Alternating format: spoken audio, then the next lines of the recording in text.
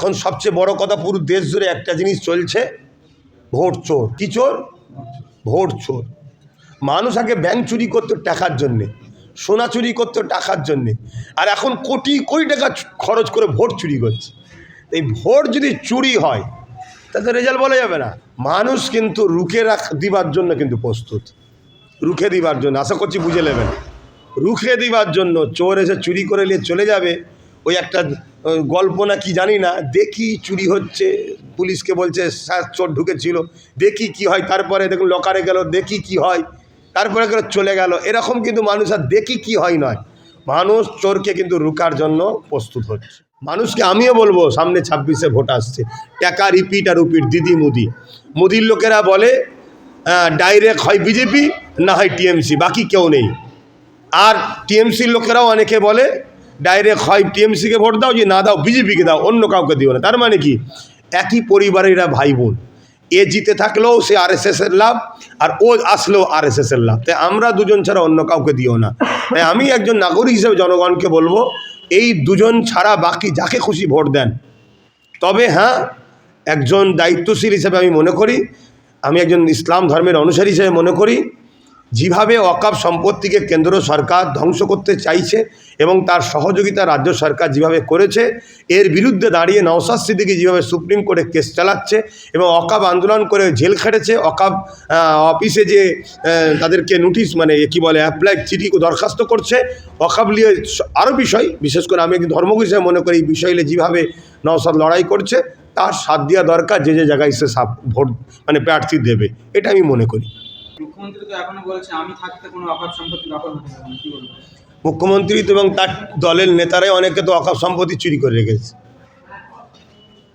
দলের মধ্যেই অনেকে প্রায় ৭৫,০০০ বিঘে সম্পদ টিএমসি সরকার দখল করে, তার আমলা চামলারা দখল করে ছেড়ে খাচ্ছে।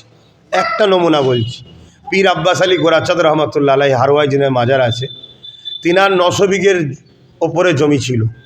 সেই জমির মাত্র এখন ২.৫ বিঘে আছে কি সন্দেহ আছে, বাকি সব জায়গা এই রাজ্য সরকার তার আমলা চামলারা চুরি করে খাচ্ছে। তো এরাই তো দখল করে বসে আছে।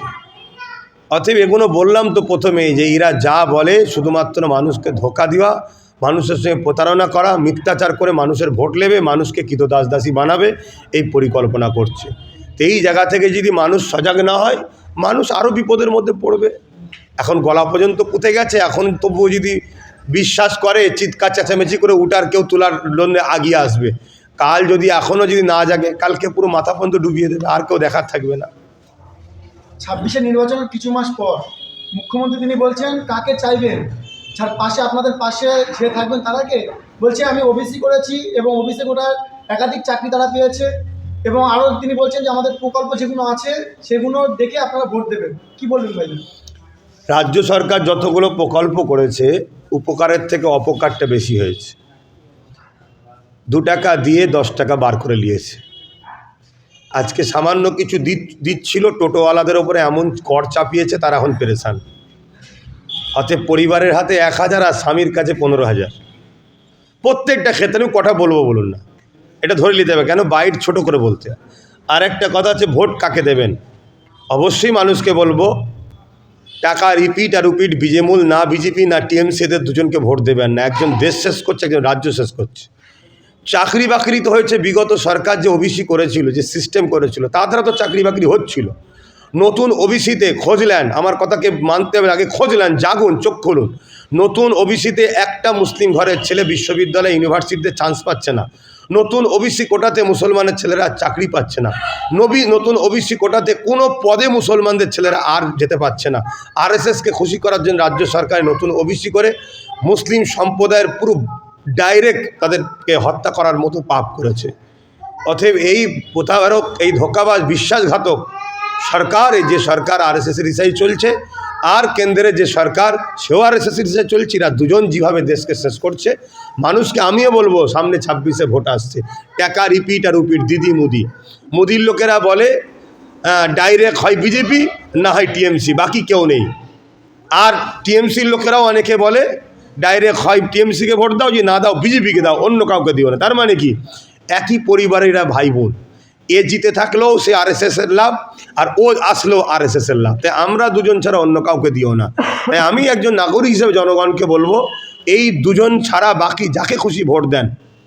তবে হ্যাঁ, একজন দায়িত্বশীল হিসেবে আমি মনে করি, আমি একজন ইসলাম ধর্মের অনুসারী হিসেবে মনে করি, যেভাবে ওয়াকফ সম্পত্তিকে কেন্দ্র সরকার ধ্বংস করতে চাইছে এবং তার সহযোগিতা রাজ্য সরকার যেভাবে করেছে, এর বিরুদ্ধে দাঁড়িয়ে নওশাদ সিদ্দিকী যেভাবে সুপ্রিম কোর্টে কেস চালাচ্ছে এবং ওয়াকফ আন্দোলন করে জেল খেটেছে, ওয়াকফ অফিসে যে তাদেরকে নোটিশ মানে কি বলে অ্যাপ্লাই চিঠি দরখাস্ত করছে, ওয়াকফ নিয়ে আরও বিষয়, বিশেষ করে আমি একজন ধর্মগুরু হিসেবে মনে করি এই বিষয় নিয়ে যেভাবে নওশাদ লড়াই করছে, তার সাথ দেওয়া দরকার, যে যে জায়গায় সে ভোট মানে প্রার্থী দেবে, এটা আমি মনে করি।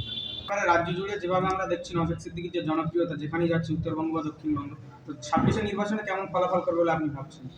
দেখুন, এখন সবচেয়ে বড় কথা, পুরো দেশ জুড়ে একটা জিনিস চলছে, ভোট চোর। কি চোর? ভোট চোর। মানুষ আগে ব্যাংক চুরি করতো টাকার জন্যে, সোনা চুরি করতো টাকার জন্যে, আর এখন কোটি কোটি টাকা খরচ করে ভোট চুরি করছে। এই ভোট যদি চুরি হয় তাহলে তো রেজাল্ট বলা যাবে না। কিন্তু আপনি যদি মানুষের মতামত চান, যেখানেই দাঁড়িয়ে জিজ্ঞেস করবেন নওশাদ সিদ্দিকী কারা কারা চান, 100টা লোক থাকলে আশা করছি 65 থেকে 70টা লোক নওশাদের পক্ষে হাত তুলবে। আমি আবেগে বলবো না যে 90টা তুলবে, না, নওশাদের এখনও দেরি আছে, এখনও দেরি আছে। আর যে 70টা বা 35টা পিছিয়ে আছে, তার মধ্যে বেশিরভাগটা অন্য সম্প্রদায়ের মানুষ হতে পারে, বা ওই মুসলমানদের মধ্যে যারা পার্টিকে সামনে রেখে করে খায় এই শ্রেণীর মানুষ হতে পারে। তো যাই হোক, এই জায়গায় অন্য শ্রেণীরও যারা মানে একটু এই গোড়ামির দিকে না ভেবে যে ভালো কাজ করবে তার সাথ দেবো, তারাও নওশাদের পিছুকে সাথ দিচ্ছে। আর মুসলিম সম্প্রদায়ের মধ্যে যারা পার্টিকে সামনে রেখে করে খায় না, সেই অংশটাও নওশাদের পাশে দাঁড়িয়ে আছে। তো এই জায়গাতে রেজাল্ট কি হবে আমি এখন কি করে বলবো। তবে এতটুকু বলতে পারি, আমি যতটুকু ঘুরে দেখছি, মানুষ কিন্তু রুখে দিবার জন্য কিন্তু প্রস্তুত, রুখে দিবার জন্য। আশা করছি বুঝে নেবেন, রুখে দিবার জন্য। চোর এসে চুরি করে নিয়ে চলে যাবে, ওই একটা গল্প না কি জানি না, দেখি চুরি হচ্ছে, পুলিশকে বলছে স্যার চোর ঢুকেছিল, দেখি কি হয়, তারপরে দেখুন লকারে গেল, দেখি কি হয়, তারপরে গেল চলে গেল। এরকম কিন্তু মানুষ আর দেখি কি হয় নয়, মানুষ চোরকে কিন্তু রুখার জন্য প্রস্তুত হচ্ছে। 26-এ কি সরকারের পরিবর্তন হবে বলে ভাবছেন? হওয়া তো উচিত, হওয়া তো উচিত, কিন্তু একটা জায়গায় ভয় হচ্ছে। প্রশাসন থেকে শুরু করে, সেন্ট্রাল ফোর্স থেকে শুরু করে, নির্বাচন কমিশনার থেকে শুরু করে, ইভিএম মেশিন থেকে শুরু করে, যেখানে থাকে সেই জায়গা থেকে শুরু করে, পাহারাদার থেকে শুরু করে, শুনছি সবই নাকি কেন্দ্র সরকারের ইশারায় চলে।